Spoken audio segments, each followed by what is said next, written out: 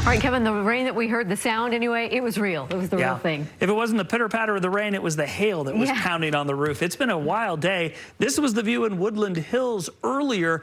Hail was coming down. Peggy Sorensen capturing the deck. Looked like it was snowfall, but it was hail. Brief, but it was intense, and it definitely added up. Great video, Peggy. Thank you for sending it in. Let me go and show you some of these totals.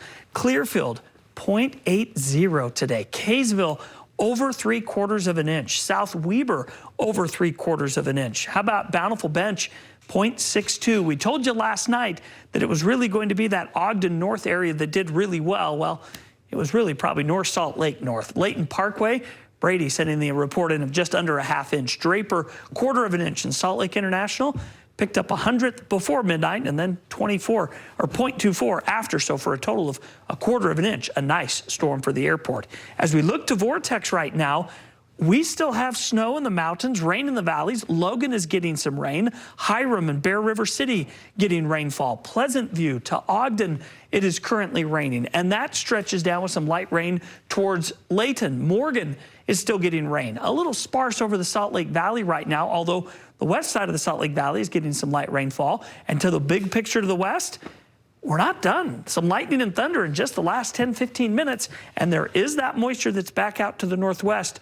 I think we're going to see this flow continue tonight and into the first part of the day tomorrow. We still have a chance for some rainfall around northern Utah. Look at these temperatures. 43 in Logan, 41 in Rock Springs. It's chilly. Salt Lake, anomalously warm. They're 50 degrees. Wendover's 57. St. George is currently at 69, and it was a pretty sunset as we showed you earlier. Compliments of Eldon Griffin. As you see the big picture, low pressure center continues to churn. Look at these severe storms ripping through the Dakotas.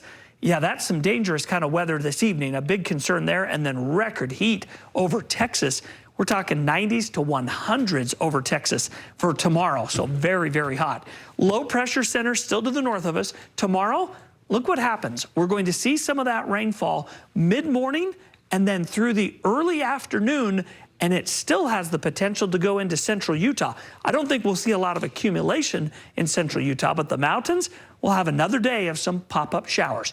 Clouds will be with us all the way through Friday. Another weak impulse goes by Friday, although I think it stays dry. But look at Saturday night. That is the Sunday and Monday storm, and it looks equally as impressive with the potential for another 1/4 to ½ inch in the valleys and a ½ inch to an inch in the benches and mountains. Central Utah tomorrow will be a partly cloudy day, mostly sunny for Cedar City and St. George.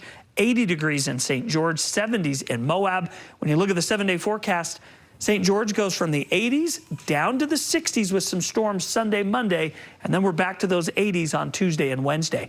Copper Rock Championships going on in southern Utah on Thursday, Friday, Saturday, and Sunday. Great Thursday, Friday.